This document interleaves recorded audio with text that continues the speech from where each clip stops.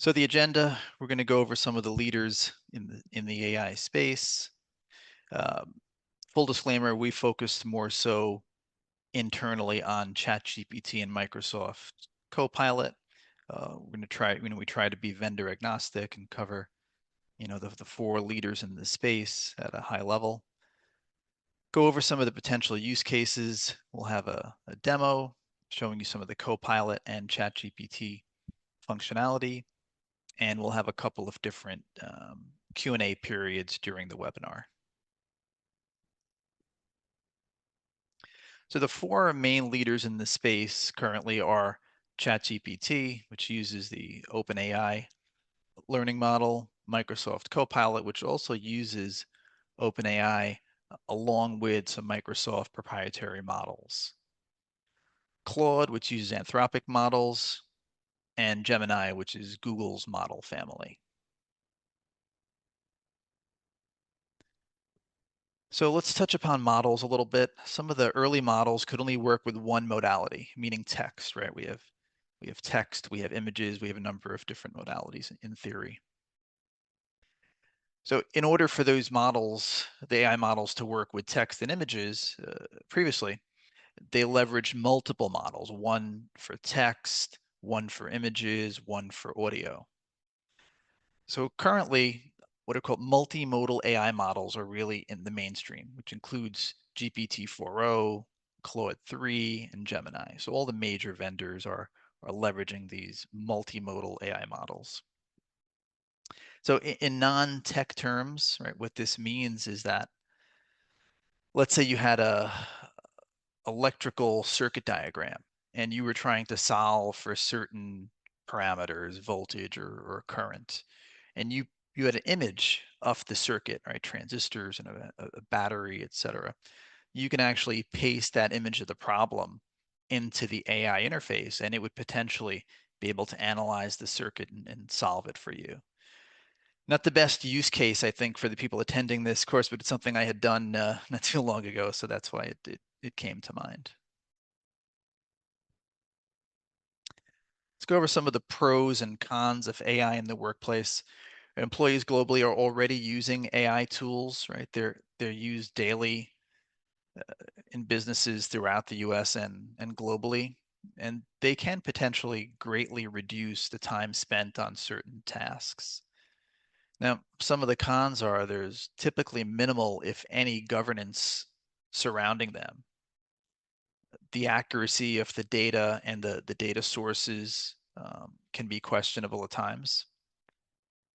I wrote here many firms, but most firms don't have an acceptable use policy for AI tools. And the reason why that is important is because you don't want your internal corporate data being used to train a model, right? I mean, you want that data to stay internal to your organization.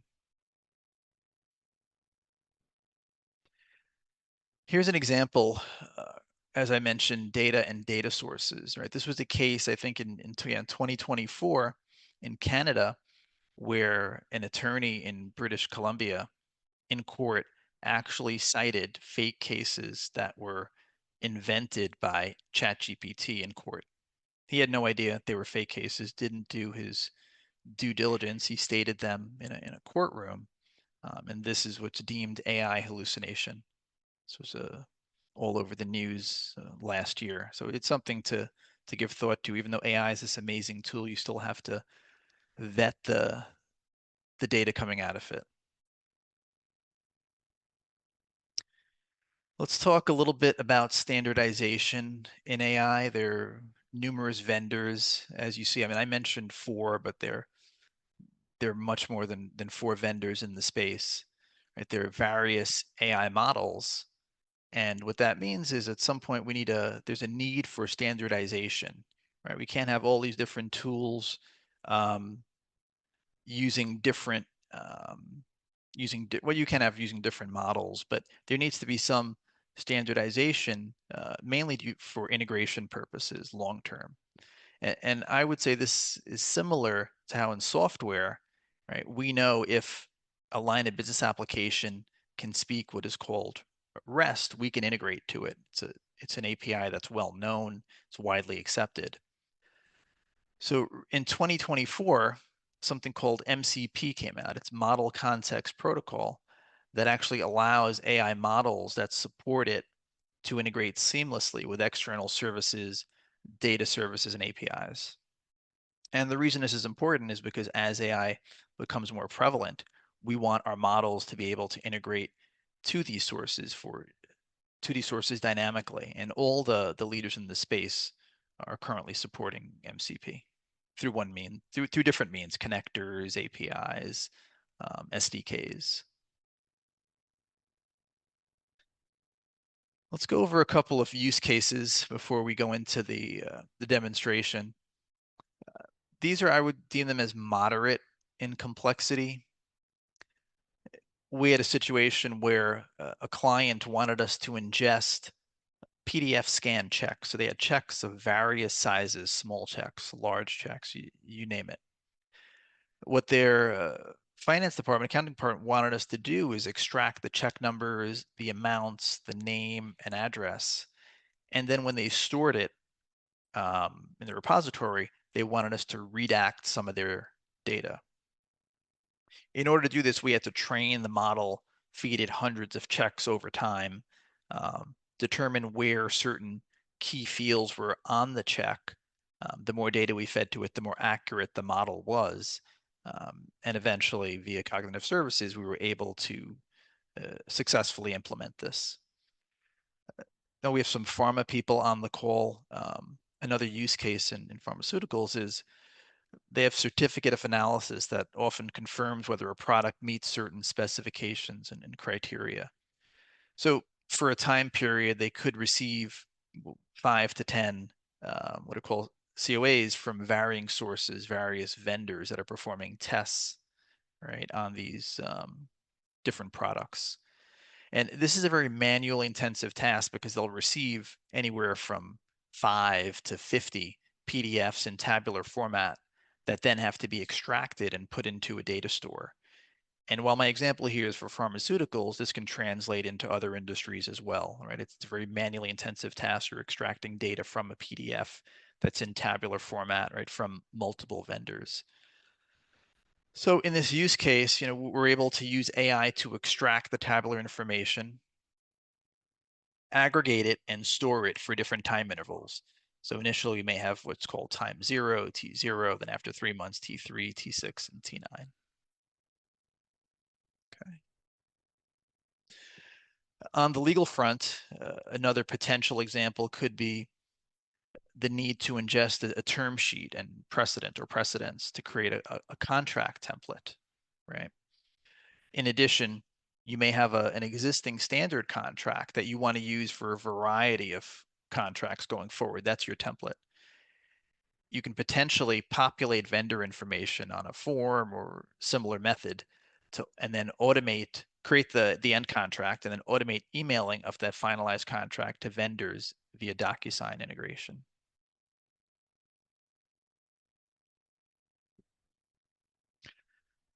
Some less complex, what I would deem as common use cases, again, document management, summarizing, analyzing documents, legal document creation, workflows, customer service, support, accounting and finance for invoicing or reporting. You can actually ingest Excel files and report on them, determine trends.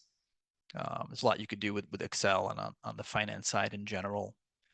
Human resources, we're going to get into a demo in a little bit regarding how it can be leveraged on the HR side of things for employee interactions. You can use it for resume screenings in the same manner as you would analyze multiple documents, right? Just comparing resumes for certain criteria. Some organizations may receive hundreds of resumes for a job posting. That can really help reduce the time spent on some of the resume screening. Proposal creation, organizations, nonprofits, you respond to a lot of RFPs or potentially for grants. AI models can ingest the RFP documents, analyze them. If you supply it with common organizational data that you already have built for marketing purposes, it can help create that draft template for you saving you a lot of time because RFPs can be very costly and time consuming. PowerPoint creation for marketing purposes, the possibilities there are really endless. AI is great at creating images and PowerPoints. You can use it for LinkedIn posts, blog posts, social media posts, and you can automate that to really just have that help facilitate that marketing engine. Image creation based on textual descriptions. You can ask AI to create, I'll give you an example. Please create a baseball field in the middle of a cornfield, and it'll do a great job of doing that. You could download the JPEG. So again, the possibilities there are limitless as well. For end user access, the AI agent interaction can potentially be via integration to a website, such as a company intranet. You could directly access the agent link via the browser, or you can use an application that's already integrating to it via an API. So we're about to jump into the first demonstration. And what we're going to be doing is we have a couple of different agreements. They're legal agreements, and we have a need to analyze multiple versions, determine some of the differences in clauses, analyze favorability, and then we'll go over some results from Copilot and ChatGPT. Before we do that, I just wanted to see if we had any questions currently, or if anyone wants to raise their hand.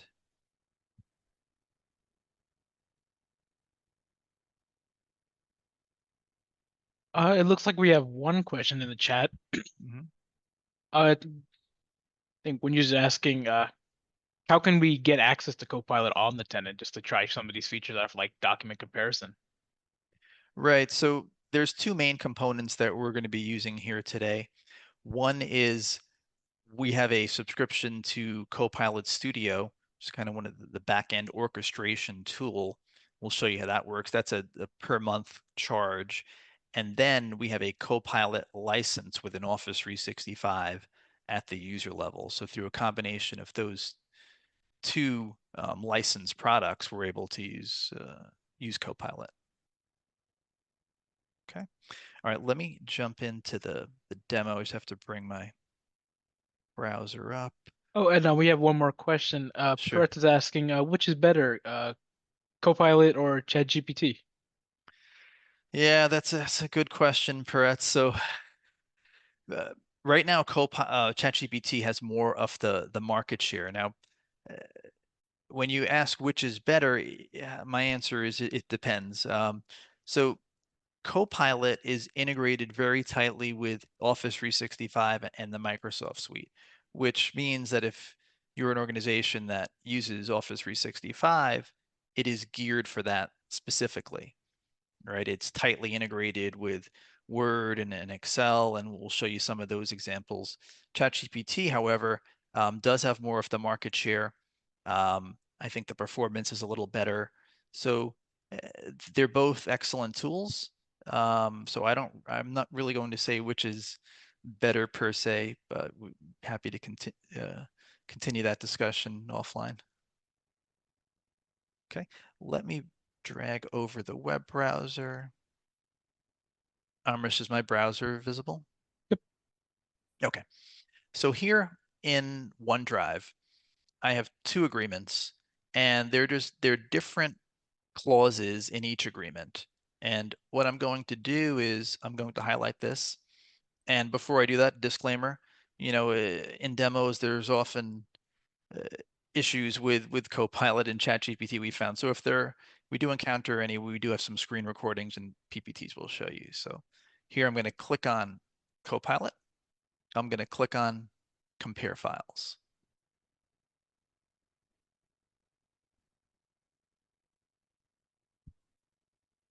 Okay. So here you can see in tabular format, it has Agreement 1, Revision 1, and Agreement Revision 2. And it's identified three main areas of differences. The first are the payment terms, right? the first payment terms for revision 1 are net 15 payment terms, whereas the second one are net 45. So it determined that difference. The second is in terms of liability. So the first agreement has liability will not exceed 3 times the total fees of the contract, which is 30,000. However, the second revision states that liability shall not exceed 6 times the total fees, 60,000, except in the case of gross negligence, in which case it can exceed 200,000. Excuse me.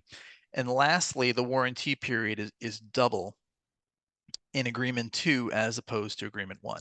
So now what I'm going to do in the ask a question section, brings up a panel here, is ask him which agreement is more, if I can spell, favorable to client.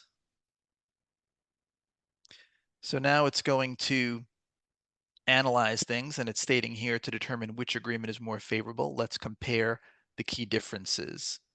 So let me scroll up.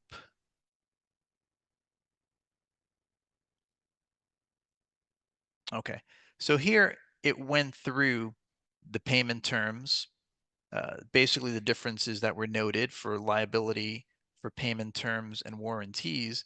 And then it summarizes at the end, based on these differences, revision 2 appears to be more favorable to the client for these reasons. The longer payment terms, the liability cap is higher, and the warranties is longer than in revision 1. Okay, now just to show you, let's go back to the PowerPoint, and this is what I just showed you in Copilot. But here you can see earlier I ran the same comparison from within ChatGPT, and this is what it did. Key differences, it summarized them very similarly. And then it came up with this. I didn't even ask it. I just asked it to compare the two. It listed the identical clauses between the two versions. And then it actually gave me the implications and notable language additions without me having to prompt for it, which are similar to what the results were from Copilot. Now, one thing to note is we can actually ingest up to 5 files. So I only submitted 2 because it's more readable. But if we had 5 different versions, it could process up to 5 files. Okay. Okay, so now we're just going to go back to the browser, and this time I'm going to go into ChatGPT, which I have up here. And let me just grab the text.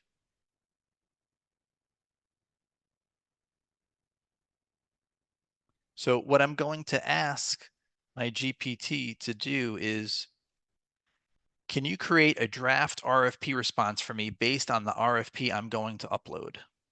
Okay. Okay, so now it's ready for me to upload the document.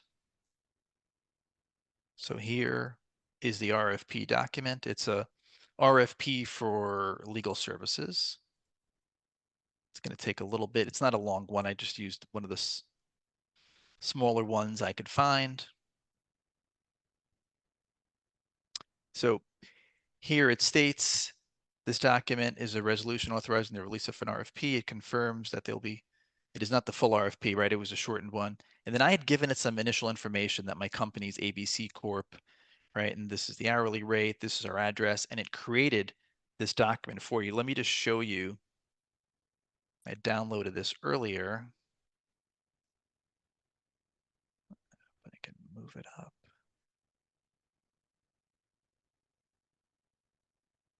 So this is actually the RFP. I mean, I would say it's a draft RFP template that it created for me. Executive summary, firm overview, scope of services, experience references, etc. Now, had I fed it more information regarding our company as the proposer, it would have had a lot more details. I gave it very limited information just for the purpose of this demo. But as you all know, RFP processes are timely and consume a lot of man hours. So being able to do this and just get that kickstart as a template is extremely valuable. Okay, so let me just jump back to the PowerPoint. Okay, so these are just slides of what I showed you. So now I would give you a view into Copilot Studio, which I have open in the browser. So this is the back end of Microsoft Copilot. And what you can see here is this is the agent tab, and we have a few agents created that we're going to demo for you. But I just want to show you the different tabs here in the navigation, what's behind each. So here in the overview, you can see there are a few settings. And this one here is called orchestration. It asks if I want to use generative AI to determine how to respond to user events. So we have this enabled. However, in the knowledge section, we don't want AI to use its own general knowledge. So we've disabled this, and we have supplied it with a number of sources, mainly an employee handbook, Department of Labor site, a paid sick leave FAQ, and the New York State paid family leave site, right? So those are our knowledge sources that you can actually see here as well. We could add knowledge, public website, and files. In addition, in order to really streamline your agent, you can add topics here. Again, this is very general. It will show you the activity, right? As well as analytics, the use, and then channels are where we can publish these bots, these agents to. What we did here is, since it was Copilot, the easiest thing for us to do was Teams and SharePoint. So we're going to show you a demo where we have published our agents to Microsoft SharePoint on a site.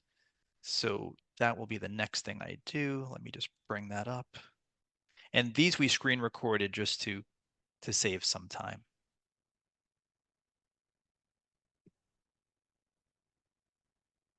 Sorry, let me just share my other screen.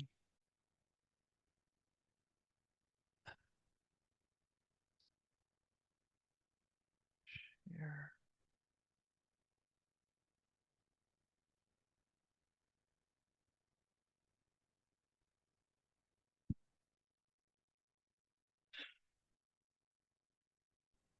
While Adnan's pulling that up, I noticed there were a few more questions in the chat.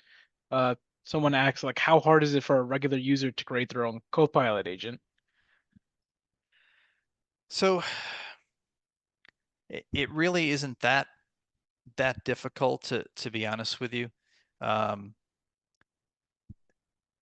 It depends on the functionality, right? So some of what we described earlier that was moderate complexity, it would be difficult for an end user to create. However, some more basic functionality, AI agents and such, can be created by an end user with some training, right? So I think it would depend upon the exact requirement, but some of the functionality, the native functionality exists. What I just did in terms of the document comparison and asking it questions, that's built in natively once you have the license. All I did is upload the files to OneDrive, compared them, asked questions. That said, there are some configurations on the back end that would need to be set to make sure your organizational environment is secured. Anything else, Amish? No, that's it for right now. Okay, so Amish, can you see the SharePoint site? Yep. So let's say in theory this is a SharePoint intranet, right? What you're going to see on the right-hand side, and I can show you this actually before I do that. So the way this works is that this is the actual SharePoint site, and you can see here, since I have a license, I click on Copilot and it opens up the bot that we have here. And this one is called Huey the HR helper. There's a little message here, and this is what I recorded now, my interactions down here in the message box with the bot. Okay, so I'm just going to play this first one with you. And the first one is asking about our company bereavement leave policy, which you'll see on the bottom right.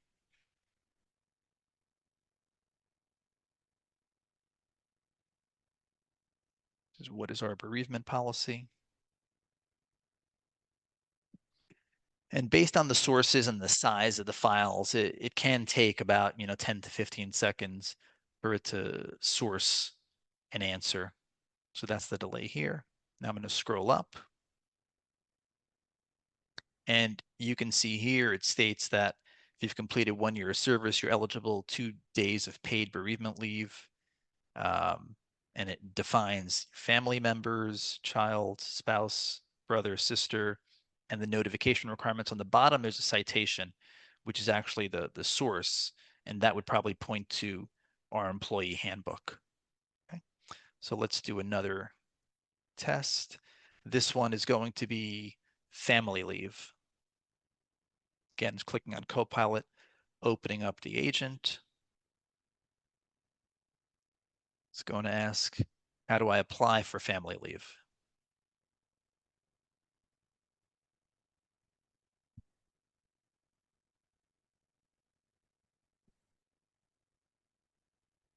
And now it's most likely also scanning some of the public New York State websites, the family leave websites.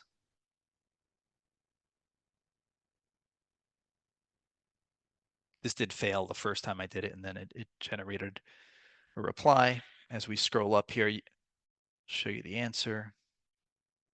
So it references a PFL-1 paid family leave form.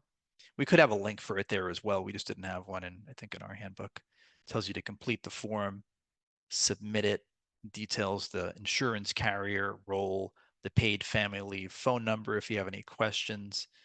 And there's 3 references here. Some are from New York State, some are from the employee handbook. Let's do one more HR bot example. And this one's related to our jury duty policies, just to give you some ideas of what you could potentially do on the HR side of things.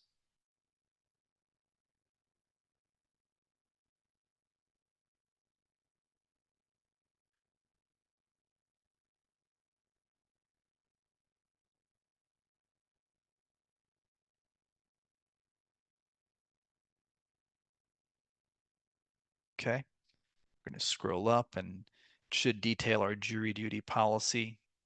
From our handbook, you'll be paid your regular wages for up to 2 days of jury duty.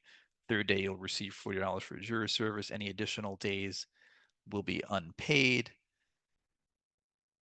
Okay, so those are the main HR examples. Amrish is now going to walk through an IT support bot.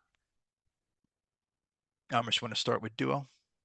Sure. Yeah. If you could pull up the video for Duo. Yep. Thank you. Here we go.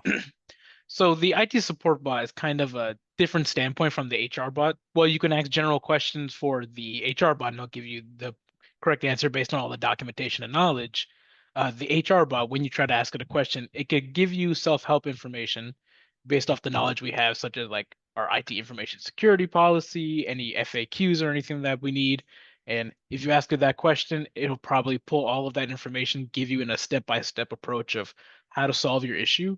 And if you still have an issue after that, it'll give you the option to contact ICT support based off a backend flow creation that's added as an additional topic that I had not previously discussed.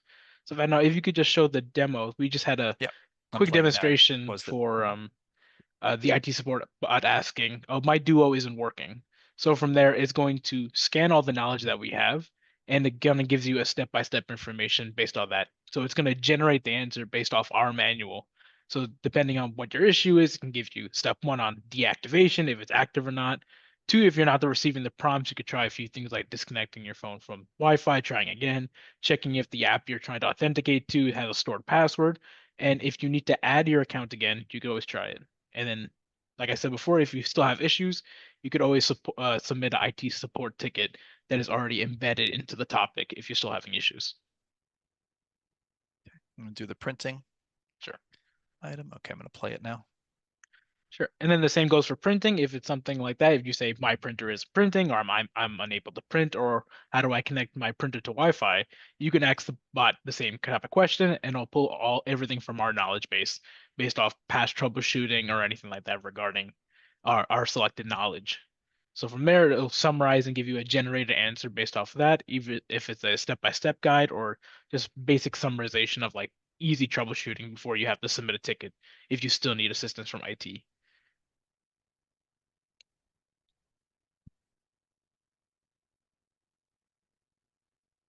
Okay, great. I think we just have a couple of more slides left.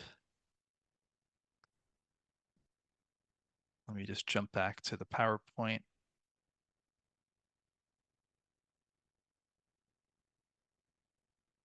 Okay, Amrish, can you see the PowerPoint? Yes, I can. Okay, great.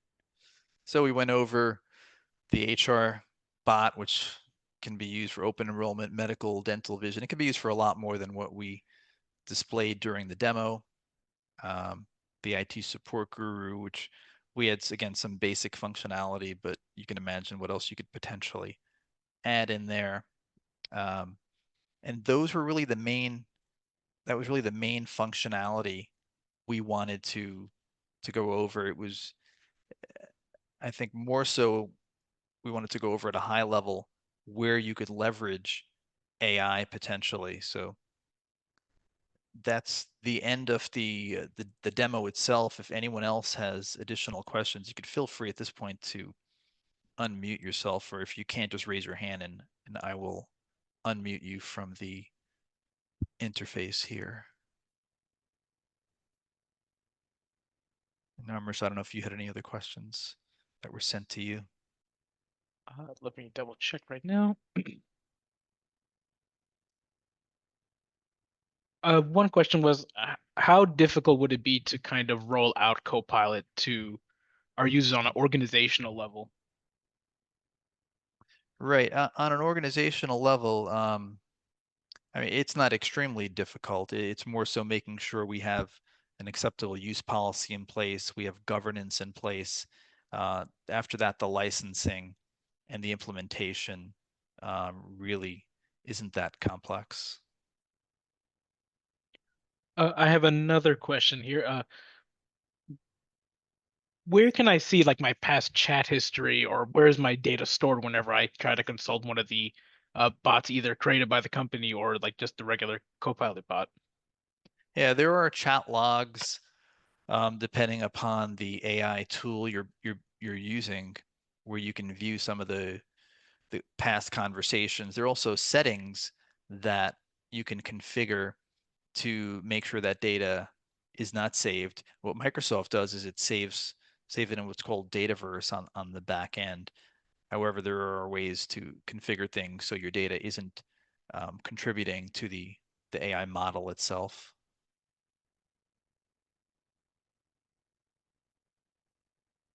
I have another question. Is it possible to roll out ChatGPT just like how Microsoft Copilot is rolled out in my organization? Yeah, I mean, they're very similar. Again, depending upon the licensing model. For larger organizations, you may need the enterprise plan for ChatGPT, but the approach in general would be similar.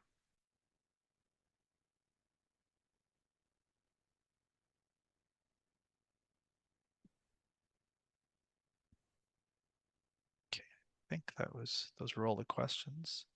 Those are all the questions on my end, but if anyone else has any other questions, please feel free to raise your hand, or you could type it into the Q&A section on Zoom.